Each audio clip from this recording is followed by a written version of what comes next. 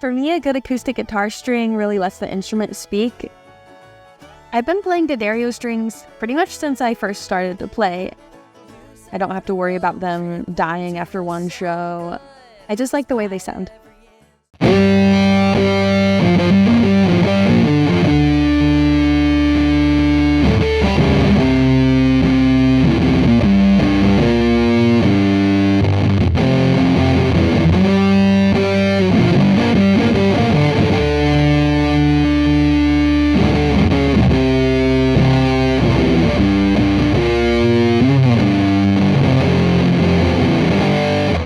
Hey, this is John Bohlinger with Premier Guitar. I'm with Michael Trent of Shovels and Rope. Michael, thanks for joining us today. Thank you. So, tell me about this.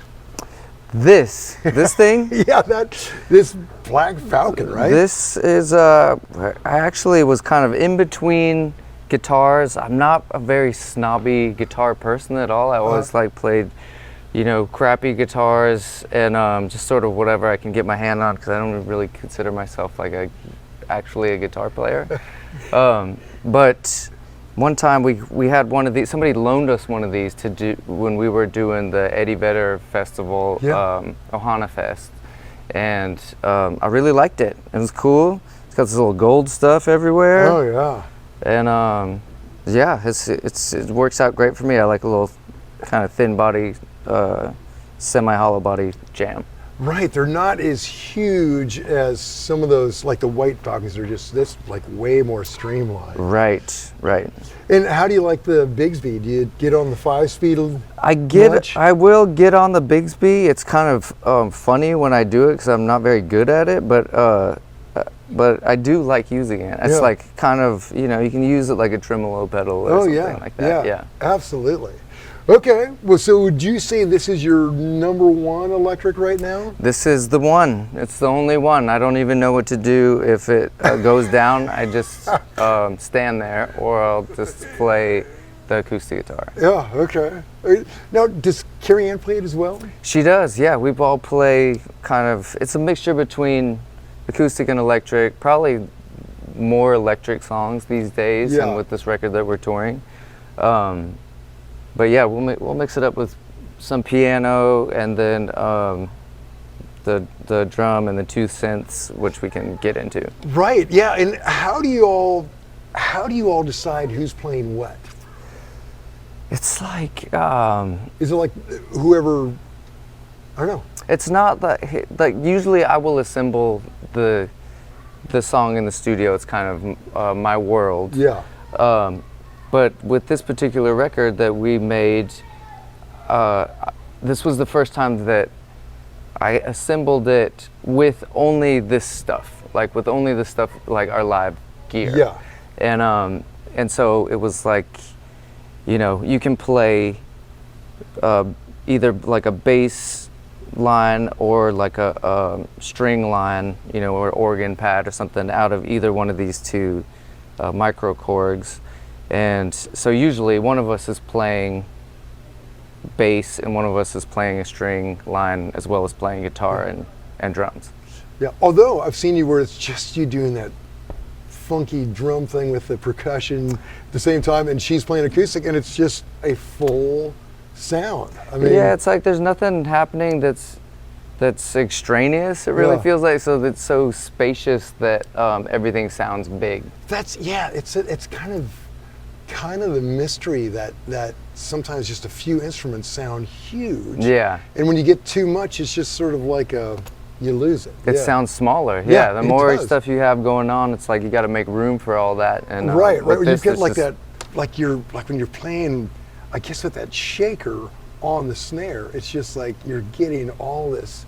Yeah, we've got a tambourine that sort of lives on the kick drum, attached to the kick drum. And we'll kind of use that as a hi-hat sometimes. Yeah. But also every time you stomp the kick, it gives it a little bit of a, you know, you hear some like trash. Yeah, especially on this stage. Yeah. Yeah, that's great. Okay, well, so that is the electric. Let's talk about some of the other ones in the arsenal here. All right. Well, this is the other one. J-45. Oh, no. Standard of the industry, the workhorse. It's the workhorse. It's got a lot of nice little sweat droplets and stains on it. Yeah, and, yeah. DNA. Yeah. Yeah. Finger nail dust. Sure, yeah. Don't waste time cleaning that thing. Yeah. No, it's not worth it. Yeah, exactly. Um, And you run, okay, and you've got that bags pickup. got the bags pickup, and it just goes straight.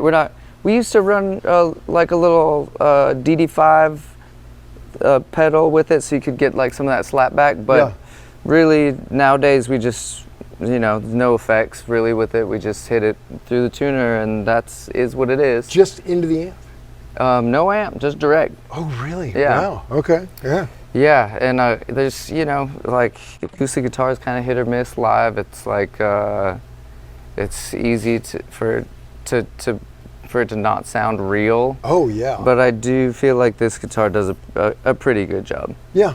That's great. And it's interesting leaving it just dry right in like that. It is a huge sound. It's a big sound, especially if there's not a bunch of other like business going on to get in the way. Yeah. Okay, so that, and what you got two others over here. Are these backups or? These are backups, yeah. They're just in case it all goes to hell. I don't even know if these are mine, honestly. I haven't seen them for a long time. But yeah, these are Those are the emergency guitars, Say you're flailing too hard on it. Usually, yeah. I can't remember the last time I picked up a backup guitar. I think that we just sort of try to get through it, with whatever's actually just grabbable. Yeah, right. So, well, I'll tell you what. Let's get back on this electric, and I want to hear some of these pedals you got going on. And hear about your whole amp and all that jazz. So, what is your signal flow right here? I guess going from your wireless into. I have this octave pedal right here that I kind of rarely use, but sometimes there'll be a song where we want the guitar to be like a big fuzzy bass. Yeah. So that's that octave pedal. Yeah. The old, what are we calling it? The OC5, made by Boss. Oh yeah. Okay. Yeah. Sure. Boss pedal. Yeah, that's great. Just some thick fuzz. Yeah, that is. Okay. So that was run in combination with the blue box? No, that combination with the MXR blue box, which I love this pedal. That looks like an old one. It's, I don't know, I think it's very dirty. I'm not sure how old it is or not. But we have been using this for a while, and I honestly can't hear the octave in it, but it sounds really thick. So this pedal alone, just like, I don't know if I'm just deaf and I can't hear that frequency anymore.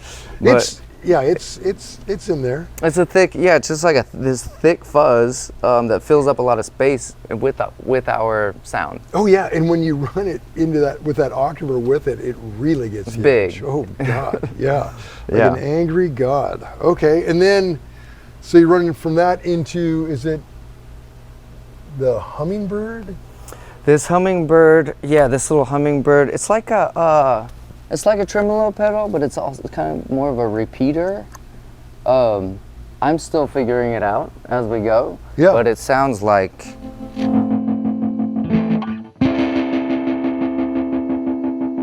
It is kind of go and go, Yeah. And like I said, I'm still learning it, but we use it on a couple of songs. I guess Colorado River has that in the intro and the outro, and it's just like get real choppy. I like it.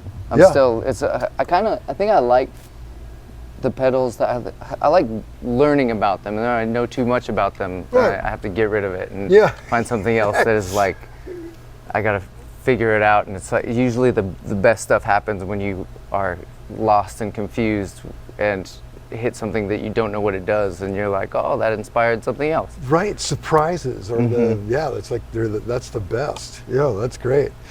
Okay, and then from here into the big Muff. I got a little big Muff. Yeah. Little Nano big Muff. We use these. We've been using big Muff forever. It's like one of the things we've been doing since kind of the beginning of this band is we'll run this microKORG over here. We call these things Thing 1 and Thing 2. And so with Thing 1 is at the drum station, and so whoever's playing the drums, and by drums I mean like kick and snare, literally. Yeah. And then we'll run that through some of these pedals over here, but I got a big Muff over there that this thing goes through, and that's been part of our, you know, sound, if we have one, since early days. Yeah. What strings are you running? These are D'Addario NYXLs. And the D'Addario NYXL. But they're D'Addario strings, and I've been using those strings forever, and I love them. D'Addario strings as well. D'Addarios. Right. D'Addario. I've been using D'Addario. I'm a fan of D'Addario. Started using these D'Addarios. I like the D'Addario NYXLs. These are D'Addario, and I got the NYXLs on here.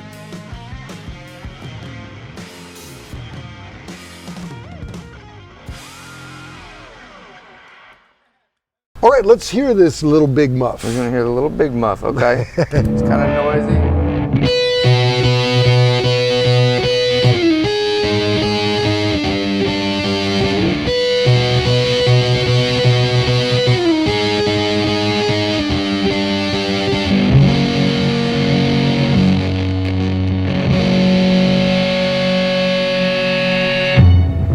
Wow, man. The strings combined with that big Muff, that is just huge. Yeah, I'm just trying to make a lot of noise without, you know, without having any more overhead. Yeah, and that hollow body just was ready to take flight any second. Yeah. Just rumbling with that thing. I do like it. I like it a little unstable. Yeah.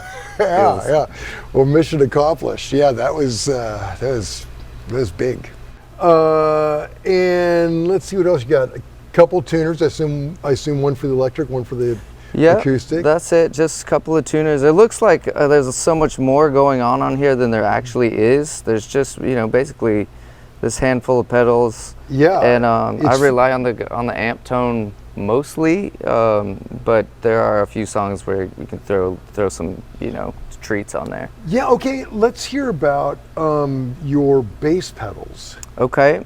So this is a Roland PK5 down here. I don't think they make them anymore. Now, are these pedals that are up there, are they connected with it? Yeah, so basically this is a MIDI controller for this Thing 2 over here. Yeah. And these are a couple pedals I got working with Thing 2. Okay, yeah. Okay, you've got the Electro-Harmonix Mel 9 and the bass 9 for Electro-Harmonix. Yeah, I got like a Mellotron pedal and a bass pedal over there, so you know, strings and or bass. Oh, let's hear some of that. So yeah, like for bass, which is what it's set up, I guess, right now for. Yeah, bass will be like.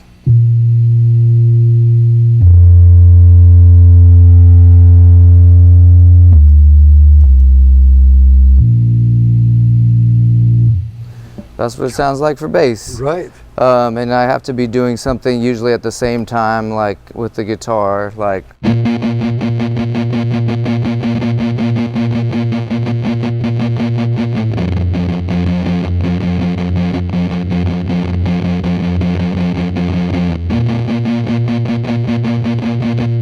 And usually we've gotten pretty good at not falling down while we do it. But I bet that was a tough challenge to get those both together. It is, and sometimes it feels, you know, like sometimes it feels like an extraneous thing, especially if it's like a string thing or I don't know. We sort of ride that line between, is this necessary, you know, to like bring it home, or is this just like something that I'm doing that's irritating me during this. But I'll play you the string sound so you can kind of hear what that sounds like. And I have to like switch all these things in between songs. Yeah, I kind of love that you're not all MIDI controlled and No, there's not like the wizard behind the curtain doing it all. There's nobody's under the stage, there's no like clean pedal with just a bunch of dots on it that I just switched the whole thing.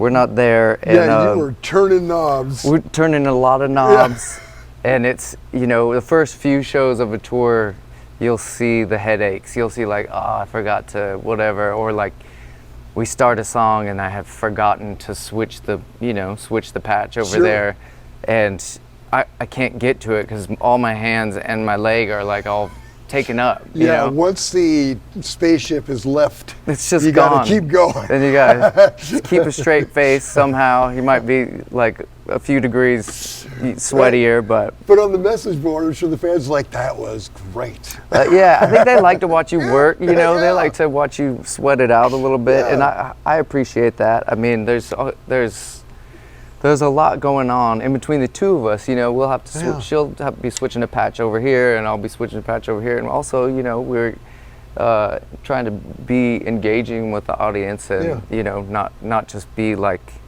up here typing in codes or anything. Right.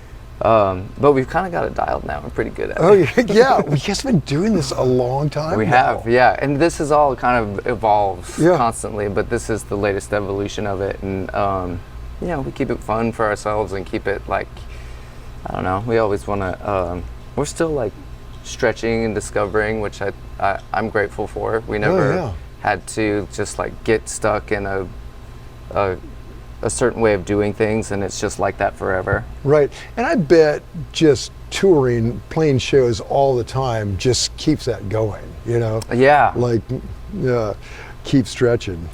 Oh yeah, well, I'll show you this. I'll show you the string sound. Oh yeah.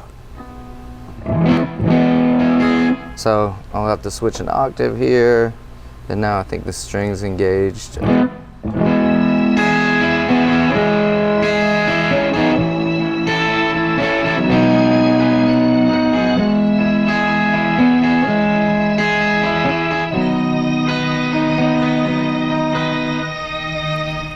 That's what that sounds like. Yeah, that's great. Now, what amps are you running through back here? I just have this Fender Blues Junior little tweed guy that I can't quit. Just been having that ever since we started. They're great. It's great. There's not too many knobs on it. I'm kind of fearful of too many knobs. Sure. It was easy to carry around in the small bars, and you can still play it in little tiny places, and it still sounds loud enough to play, Oh yeah, they are shockingly loud. Shockingly loud. I had one that was louder than my Deluxe, which has way more watts. Right. Yeah. And that leads me to this thing, because sometimes the shocking loudness needs to be curbed a little bit. And this is actually kind of a new thing for me, the UA aux box. Yeah. But a lot of my friends have used it, and it's got some presets in it. And it's also an attenuator, so I can turn it down if it's too loud, if it's annoying Cary. I can turn the speaker volume down and keep the tone of the amp. Right. But I blend one of the preset tones from this with the amp tone, and then with this, I have the AB box over there. So this is a Fender Rumble. And so it's going through a bass amp as well. Okay, so the pedal board's going, is it just through the Rumble and the guitar through the... The B, I have an AB box, sorry I skipped that earlier, but the B side just goes straight to the Rumble. Okay. And the A side goes straight to this little package. So really the tone is a mix between this bass amp, just kind of going clean straight in, this guitar amp, whatever, however I have it set, and then this provides a little bit of top end sizzle. So being a two-piece band, trying to fill up a lot of frequency with a thick guitar tone. Sure, and yeah, your front of house just kind of picks and chooses how to. Yeah, we're there. We've come to an understanding of how the sandwich should be made. That's good. That's great. Hey, so what strings are you running on this and your acoustics? Well, I got the heaviest strings that will fit through the holes. Oh, really? And I think we actually had to bore out the low E because it was too big. I think they're 13s. Wow. And like, and are you in standard tuning? Standard tuning. Yeah. I'm not a big string bender or anything. I'd rather it just be in tune and not to snap a string. Those two, and with big thick strings, that's just like, it's cool. It's how I roll. My fingers are used to it. I'm more probably a right hand guy than a left hand guy, anyways. Because I'm not that good. Well, and I think it's that kind of like folky acoustic background kind of gets you leaning in hard. Mm-hmm. A lot of it is about the the rhythm when you have so few things going on. There's not a whole lot of guitar solos or like hot licks going on in this band. If anything, there will be thick riffs, thick fuzz. Right, which is the biggest thing you can have. I mean, that's big. And on the acoustics, do you know what you're running? I think I just got a little friend fly onto my shirt. I think they're just like Martin mediums. Yeah. Again, I can't have too light of a string because I'm sort of a heavy right hand person, and I'll knock them out or start snapping them. So just sort of like whatever I can get away with, heavy or medium strings. Right. Picks? I wish I knew what these were called. Maybe you could tell me. Okay. This is the Dunlop 1mm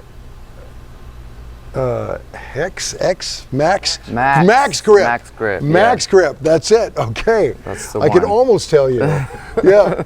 Hey, and tell me, what is this cool guitar case over here? Looks like a coffin. Yes. So this is an Enki, and we when we travel, when we fly, this actually fits perfectly an acoustic guitar and an electric guitar. Perfect. So so you're covered. Yeah, actually, I'm not gonna squeeze it in there. Yeah, we get the idea. You get the idea. Yeah. But so we have these big giant cases, that you're wheeling through the airport, and you have to go like this through the double doors. I know, what a schlep. Because you can't fit it, and this thing is awesome. It's got little skateboard wheels, it feels like, down here. God, these things. Great. It's light, and really all we need when we are traveling light like that is just the two guitars. Yeah, let the luggage throwers do their worst. That's right. Yeah. Just throw it around. Just throw it around. See what happens. Yeah. So you're currently supporting a new album? That's right. We have a new record. It came out in September. It's called Something Is Working Up Above My Head. And it's probably our most, it sounds the most like we sound live. Oh, it's great. We just sort of built it, like I said, in the studio with everything that we have, basically, that you're looking at here. So were you doing much overdubbing, or were you just kind of laying it down live and going? We do some overdubbing, but it's like only, with this record is only stuff that can be replicatable. Yeah. Which word is it? I like either one. Yeah. Find out. Yeah. Somebody in the comment section will tell us. There's some nerd in the comments. But so we didn't. A lot of time I'm engineering it as well. So I run to. I'm like running around, hitting record, running over, grab the guitar, lay it down, and then like I'll come over and do the drums or whatever. So I guess it's not live. It's not like we sat in a room and recorded it together live, but this is the gear, and we didn't like stack anything. You know? Yeah. Gosh, so with you engineering, recording yourself. I mean, man, talk about recouping on your recording. That is great. Your budget is just like sweat equity, really. Yeah, and it was even better when you could sell them for money. Yeah, But in the streaming age, it's a little different. It's a little different, yeah, a little lighter. The paychecks are a little smaller. Yeah, I still have not figured out the whole streaming royalty thing. It's like 1,000 spins, 1 penny. You don't want to look. 10,000 spins, 1 penny. I don't know when it gets above that. It's not great. Yeah. But yeah, we've always done it like this. We've always, I've always been into home recording and just sort of like built our studio as we went. And also, you know, I was in previous bands that used producers. I like being collaborative. I like producing other people's records. But I might be a little control-y in the studio with our stuff, because I'm just like crotchety and set in my ways at this point. Well, and you got an artistic vision. Who would know better than you? Yeah, I mean, it's really cool to be able to, you know, have that vision going in, and then, you know, it's your fault at the end of the day if it didn't get there. Right. But yeah, it's nice to be able to do it on our own terms, and nobody's looking over our shoulder, and we're also not shelling out to go to a studio. Right. Yeah. God, that's great. Well, congrats on the new album, and I'm glad it's just keeps rolling, man. That's great. Thank you. Yeah. Thanks a lot. Yeah. Y'all, till next time.